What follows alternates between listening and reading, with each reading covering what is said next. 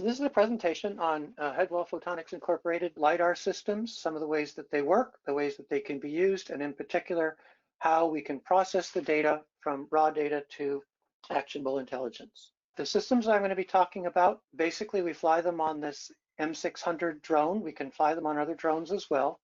And in this image right here, you can see a LiDAR, that's this round object. In this little blue box right here is our high performance IMU GPS, and you can see a lens sticking down of our nano hyperspec. This is the basic system. The LiDAR in this case, if you notice, its big flat part is pointing forward, so it's actually rotated by 90 degrees from the way it's designed to be working on a truck. As it is now, the beams from the LiDAR go out through this dark area, illuminating a 360-degree area around the LiDAR. And this picture right here, so there's a hard mount LiDAR. All the data that I'm going to be showing were taken from a LiDAR on a stabilized mount, but basically this same system. So LiDAR, light detection and ranging. There's a set of paired lasers and photodetectors. Each laser fires, and the photodetector looks for a return. From the time, it can tell how far away the point was, and then it keeps track of the angles as the whole thing is spinning. Here's a basic idea. The light laser beams are coming out in all these divergent angles. There's 16 of them for the ones that I'm going to be showing, and they'll give us returns from various objects in the scene. One of the things to think about in terms of LiDAR is the Velodyne LiDAR systems that we provide are capable of recording the strongest return, which is usually from the closest object from which the laser was reflected. That's 1 over r squared. The strongest return, the last return, or both. And the reason that you might want 2 returns from the LiDAR is shown by this picture of a tree here. In general, you might get your strongest return from the canopy and your last return from on the ground underneath the trees. And we ship all of our systems with both returns enabled, but you can have either strongest or last or dual when you set up the returns. As we're going through this stuff, I'm going to be looking at some various pieces of software, some from Headwall, some from third parties, that are all useful in the chain of processing the LiDAR software. So one program is called CloudCompare. I've got a link here to where you can get it. It's freely available software that you can use to view and edit LiDAR point clouds. VeloView, that's available from Velodyne, the company that makes the LiDARs, can be used to look at the raw LiDAR data. It's not that important, but it's useful to illustrate a few points. QGIS, another open source program, is a program that can be used to look at various different types of geographical information system images. In particular, we can look at the digital elevation models that we build from our LiDAR point clouds. And then the software from Headwall that I'll be demonstrating, SpectralView software, is the software that we use to view and process hyperspectral image data. The LiDAR Tools software is the software, that's the bulk of what I'm going to be talking about, is how you can use this LiDAR Tools software. It processes the raw LiDAR data, makes point clouds, DEMs, digital elevation models, and can fuse the DEM and hyperspectral images. And then there's a program, HPI Trajectory Plotter, which is another program from Headwall that we can use to view and analyze the GPS IMU data. So the next thing that I want to show you is where we're going to be working. So this is GIS stuff. What the LiDAR does is it produces point clouds that show the terrain in a certain place. Headwall is in the United States. Headwall is on the East Coast of the United States, near the town of Boston. Here's Boston. Headwall is out here. And you can see this is the location of Headwall Photonics, and I have superimposed on it a digital elevation model that we have made from the LiDAR. But the basic point that I want you to see is this is our general flight area. We have 2 square buildings. They're about 10 meters high. They're oriented roughly 45 degrees from north-south. This right here is a result of a flight that I've done, made the digital elevation model, and this is a digital elevation model superimposed onto the Google Maps in here. So this is the area that we're going to be working on.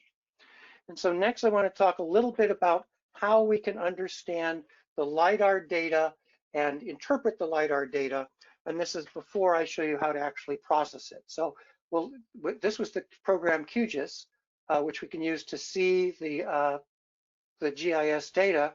Now I'm going to take you to a program called CloudCompare, and CloudCompare is a program that can be used to view and edit LiDAR point clouds. So again, you can see our building here. Here's our north-south orientation. And then what I have up in the air above the building is the track of the drone. And so as I'll explain later, when the drone, as the drone flies along, we get LiDAR reflections both from the ground and from the propellers of the drone. And so that this can give us some view of the trajectory of the drone as it flies along. So this particular point cloud has been colored according to altitude. I can also look at the LiDAR as a function, the returns as a function of the time. And here we're starting from blue and ending in red. This is going to become very important in a moment, where each of the different returns is colored according to when it came back. And so I'm going to look here right now only at their trajectory, colored by time. And so you can see it started, the blue is right about here, flew back and forth, what's that, over our building, flew over the edge of our building, came back, flew back and forth over the edge of the building, and then through a grid over our parking lot. The grid is where we took our hyperspectral data, and this cross pattern is what we're going to be using to calibrate and find the bore sighting angles for the LiDAR data. So the next program I'm going to use is this HPI Trajectory Plotter program.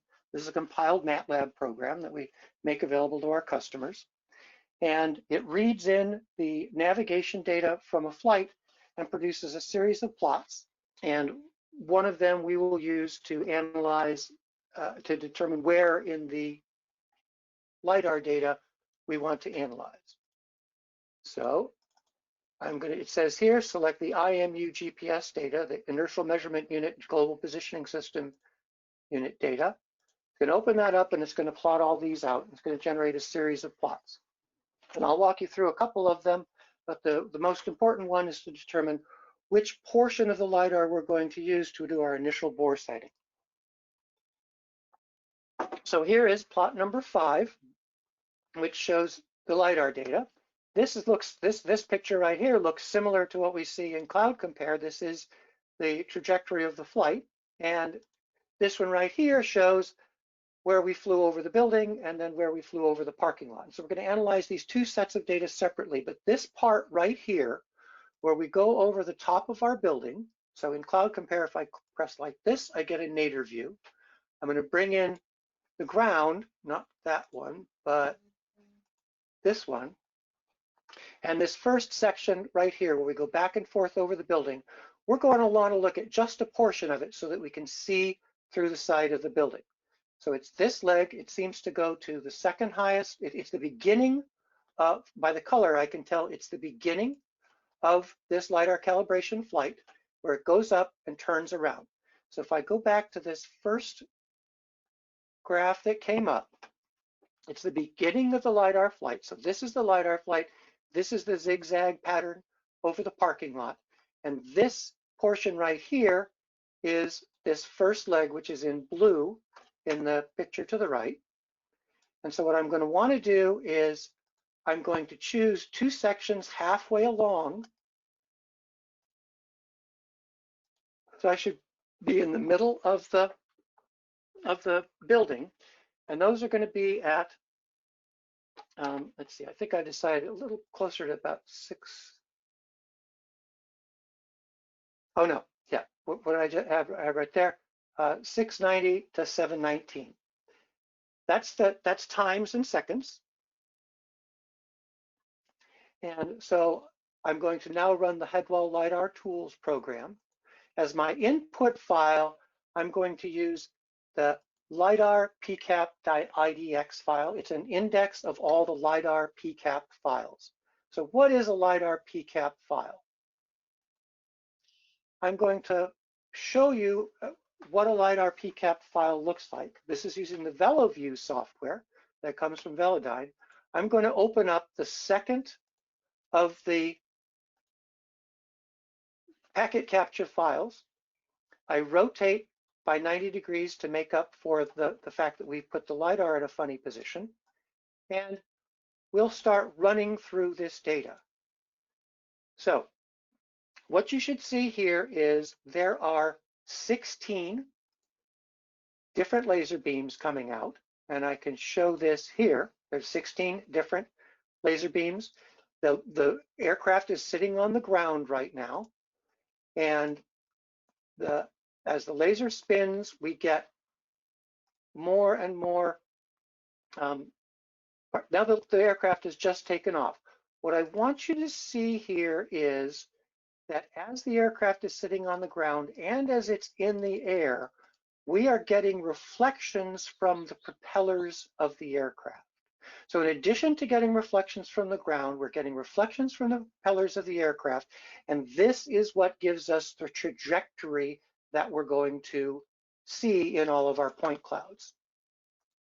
Now, so as we go along, the LiDAR makes a revolution, scans 16 lines, and it makes 10 of these revolutions a second. So we're going to go here from 689 to 719. And I have here what I've already found is the very best foresighting angles, but I'm going to go through the process of figuring it out. The defaults for these, for the values of roll and yaw are 0. I have a check here for save timestamps. And then over here in the offsets and filters, the minimum distance I have set at 0. If I set this to 1 meter, I would ignore those reflections from the drone and I wouldn't get the trajectory in the air. I like to leave the trajectory as part of the point cloud, and I'll show you how it's easy to clip it out later. So now I'm going to give this a descriptive name, and I'm going to call it LiDAR, and then give the times 689 719 R90 P0. So I have the roll is 90 degrees and the pitch is 0. Save that and make that point cloud. So it notices that it was a VLP16. This one, it turns out, was only the strongest return. So this particular data set was not taken with the dual returns. Now we can see that the data are finished. So I can now open up that I just made. It's a last point cloud. There, 12/2/10:27 a.m. Open this guy up. There's 2 button boxes that come up whenever you open something in LiDAR Tools, and those are apply all and yes to all, and we say yes to both of them. So here's just that section of the flight. You can see here, it's just that keyhole turn, and we've sort of cut our building in half. The reason I want to do that is I can change what I'm viewing here, and instead of user data, which is the LiDAR number, I can choose the GPS time. Now I can see the blue is my trip out, the red is my trip back. And if I look at the side of the building here, I can see that I have 2 versions of the roof, one from the trip out and one from the trip back, and they don't line up on top of each other. The reason for that is there's some error in the roll of the aircraft, which is rotating the apparent positions of the LiDAR beams up and down. So I want to now try a different value of the roll, and I'm going to try 92 degrees. And so everything else is going to be the same. I'm going to say R92. I'm going to see if increasing the roll offset gives us a better point cloud. A better point cloud is where all the points are going to line up on top of each other. And in this case, we'll get a single image of the roof. So now, file, open this 92, apply all, yes to all. So this one again, I'm going to show user GPS time, and then we'll zoom in. And now we can look and say, which was better? I'm turning off 92, it got better.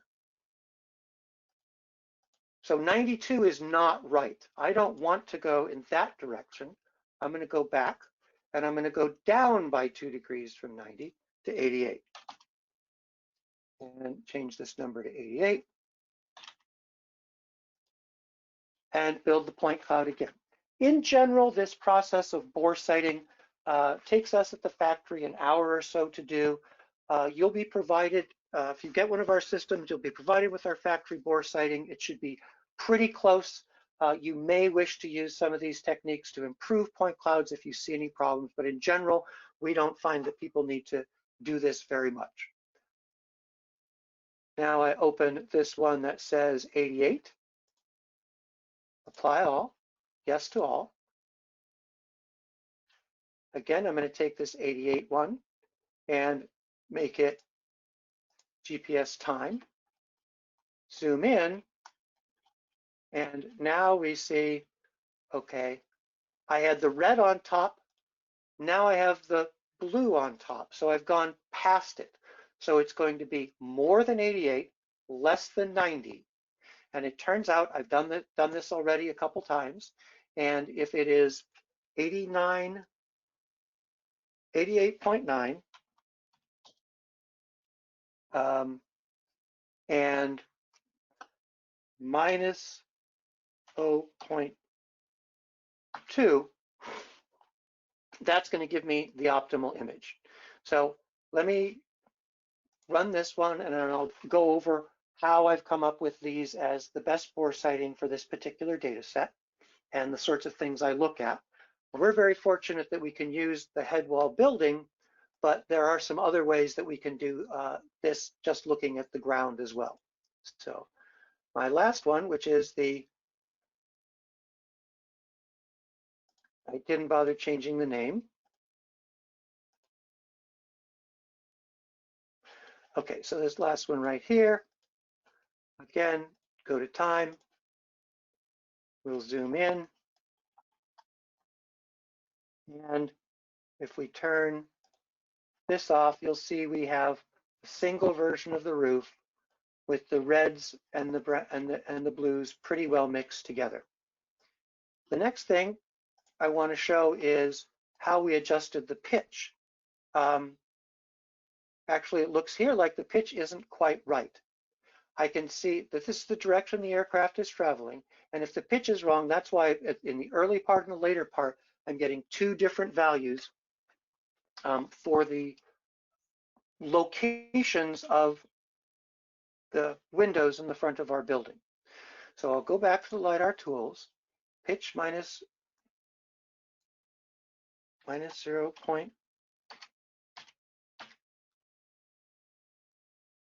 I tend to use M for negative R, 88.9, pitch minus 0.2.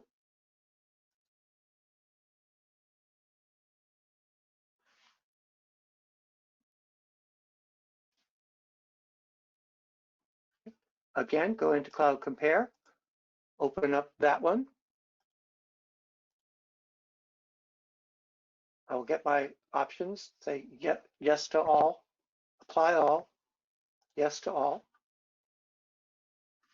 Now I'm going to select this new cloud, GPS time, and we'll zoom in. Again, the nadir view.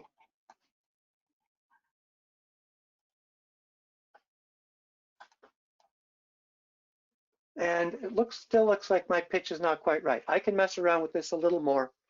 This is a process that we go through. Basically, you want to have everything line up well from the top and the bottom, from the forward and the back flights. So one more time, and then we'll move on from this. Okay, file, open. I've just changed the pitch to minus 0.3. Apply all, yes to all. Again, select this one, GPS time.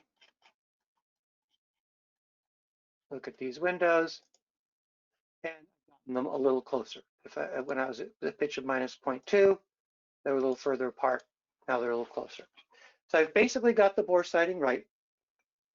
And so the next thing that I want to do is to build a point cloud of the parking lot.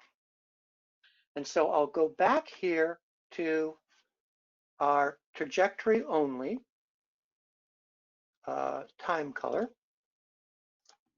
And I see here that since red is the later times, the trajectory over the parking lot is later in the trajectory. So I'll go to the trajectory plotter.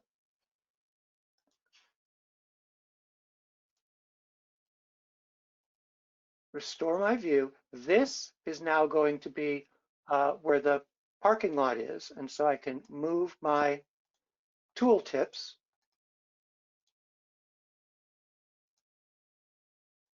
to the end and the beginning of the parking lot region. So my new times are going to be 9:40 and 11:02. So I'll go to LiDAR Tools. I'll look at 9:40 to 11:02, and this one I'm just going to call parking lot.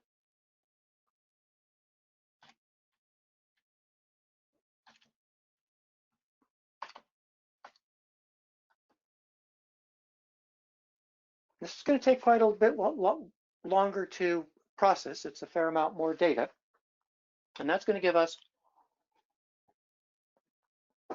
our point cloud over the parking lot. And when we look at that one, I'm going to show you how to clean up the point clouds in CloudCompare, and then talk about a couple of issues that you might come across in your own data. So let me turn this off. File, open. What I've just made is parking lot. Apply all. Yes to all.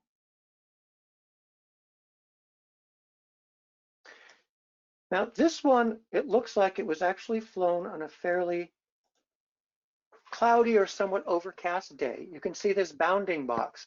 You may see one tiny point way up here. I'm going to make the points much larger. So we can see that there's actually an extraneous point up in the sky. This is something that you always find in LiDAR data, and I want to show you one particular type of extra point that you often find in LiDAR data, particularly on sunny days. So I want to open one other image.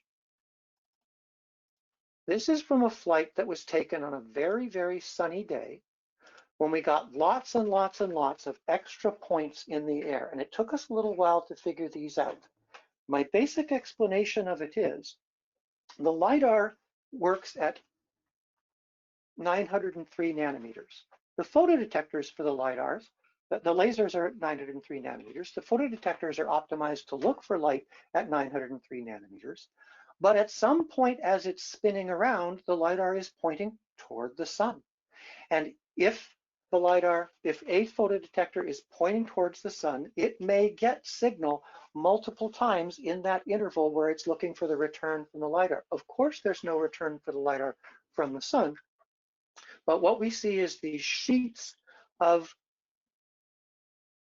points, and I'm going to run this one on GPS time to make it really quite clear that coming off of each of these legs, there are these sheets of points all pointing in approximately the same direction. Always when the aircraft is flying in a direction approximately north-south, it seems to be getting these points. And so where does that come from? Here's the points above and below. I looked through the data and saw that this particular data set that I've just shown you was taken around 3 p.m. I go to a solar angle calculator. It tells me where the sun was, and that lines up perfectly with where these points are. So if it's a very sunny day, you will often get a lot of points in the air and also points underneath the ground. These will need to be trimmed out before you can do any further processing. So we were fairly lucky in the data that we're looking at right now. There's only really one extraneous point.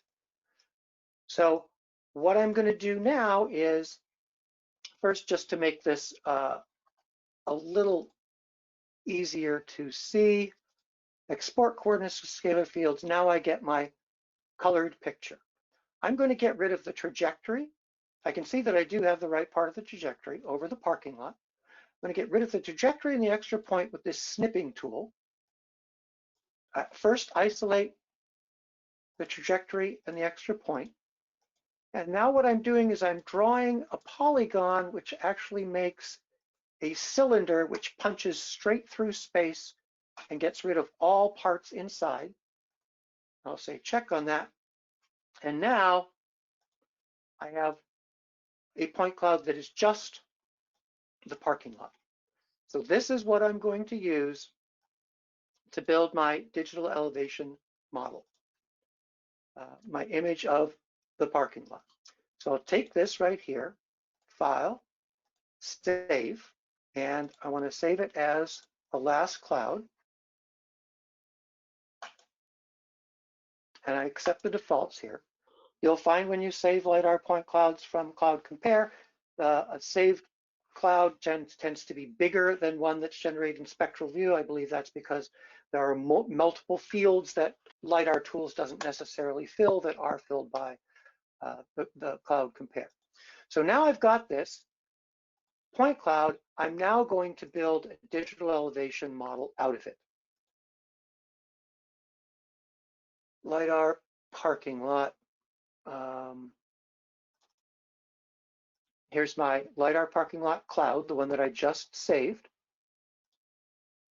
And I have a bunch of choices for output values here. I can basically, it grids up the scene. So it'll put a grid point. It will look in a circle around that grid point, and it will do statistics on all the points in that area. And so the tighter the grid spacing, the larger the DEM will be. So if I change this to a 10-centimeter DEM, I'm going to have 3,000 by 3,000, a few million points. I find that a quarter meter is about good.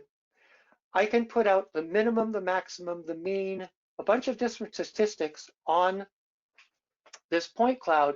But if I'm going to use the point cloud for ortho rectification of hyperspectral data, I want a single layer DEM. And what we have found is that the mean value is the best for doing ortho rectification. And so now this I'm going to call parking lot 25 centimeter mean DEM dot TIFF, and go. And it's going to try and make that DEM. This DEM, then we can see if QGIS will work for us and try and load that up and see what it looks like on the Google Maps.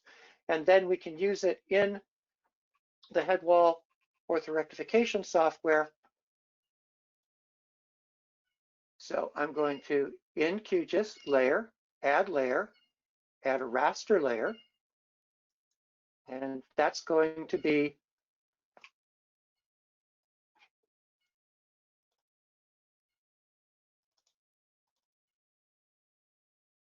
parking lot 25 centimeter mean DEM.TIFF.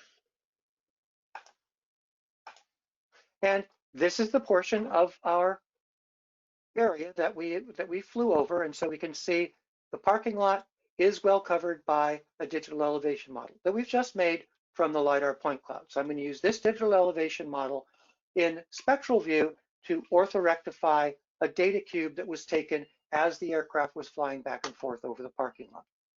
So now I'll start Headwall SpectralView program.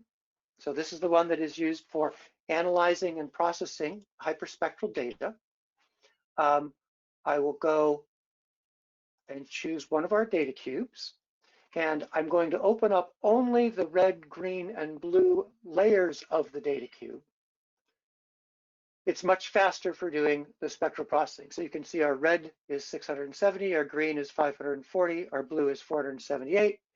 and we flew over a parking lot with a bunch of trucks in it. And this looks relatively straight because we were on a stabilized mount, but you can see a little bit of waviness that's associated with the flight. So now I'm going to do orthorectification on this using the SpectralView program. I'm going to use the DEM that I just made.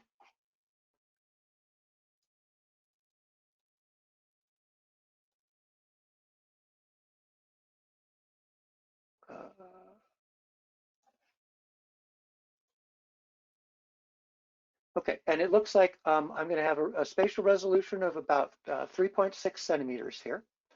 And I've already, it's a separate issue to figure out the bore sighting for the orthorectification. I have some numbers that are pretty good.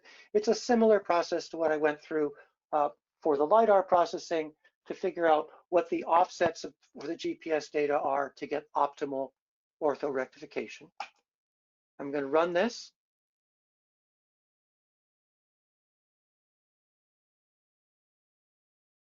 Okay, now you notice that the data cube is oriented not straight up and down because it was actually a northeast-southwest flight plan. I'll create the data cube. I can open it up in SpectralView. And there's a function in SpectralView right here, overlay in Google Maps. I'll run that. It'll pop open my web browser. And here is this image overlaid on the Google Maps. And we can see that it matches pretty well. A couple things to notice about this. One is that if you'll notice, there's a little chunk taken out of it on the side here. That's because there's a tree right here and there's some relief. And as the aircraft was flying along, we couldn't actually see. Our line of sight was blocked of this portion of the tree. And so those places where there's high bits, because of the digital elevation model, it changes the way that we project all the points. So now we have a decent orthorectification. We have a digital elevation model. Now the last step that we can go through is to add the various layers of the DEM to the hyperspectral image, and they get added as new hyperspectral layers. I'll go over how that works. So the first thing is open the TIFF file. So that's what I'm starting with. Okay. This Outlook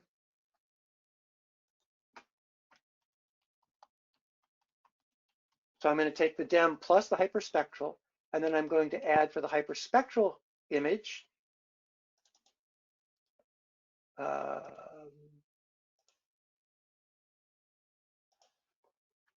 orthorectified image. Actually, before I do that, I need to create a new DEM. And so I will again start with LiDAR parking lot. And this time I'm going to have the minimum, the maximum, and the standard deviation.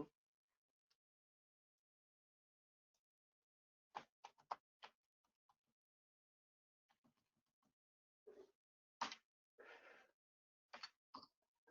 going to have all these and they'll show up as different layers in this digital elevation model. Now this multi-layer digital elevation model will not work in SpectralView. SpectralView requires a single layer, but we can, in LiDAR tools, make this multi-layer DEM, and then we can fuse it with our hyperspectral image. So this is going to take a little longer, processing band 1, that would be the minimum, then it's going to be band 2, which is the maximum, then band 3, the mean, etc.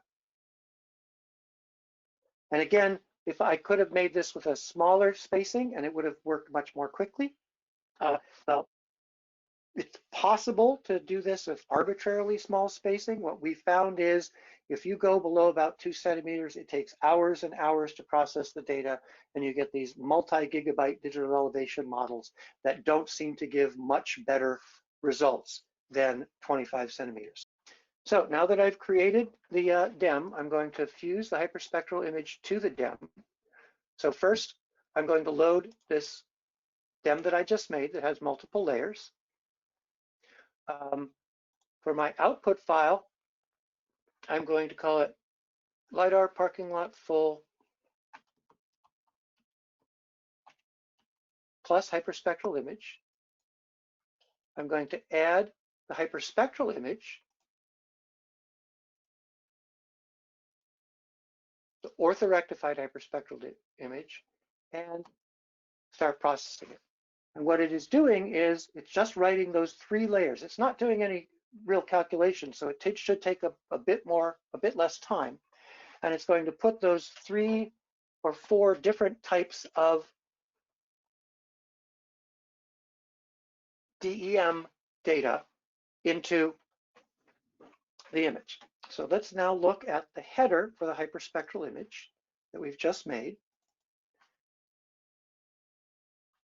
And that's in process data, LiDAR data, LiDAR parking lot full plus HSI.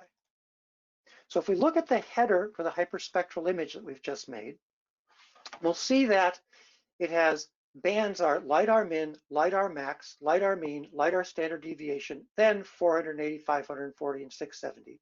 And those are bands. We've assigned arbitrary, essentially gamma ray wavelengths to these so that they will always show up before any hyperspectral data that are taken. So the first 4 bands in this image are going to be the layers from the digital elevation model. So now I can open that new image. I will select all of the various bands. And now we get our RGB image. But if, for example, I take the red band and I turn it into the standard deviation, anything that has some relief in it will show up as red. And so this is one way of doing the fusion of the hyperspectral and the digital elevation model data. It's a very easy way to find sharp edges. And then, of course, we have all of the different layers of the DEM. This is the standard deviation. I believe this was the maximum. This one's the mean. This one's the minimum. And once these data are put together, you can write external software that will take these fused hyperspectral and DEM images and make nice 3-dimensional images. So that's pretty much what we have for today. Thank you for listening, and good luck with your LiDAR processing.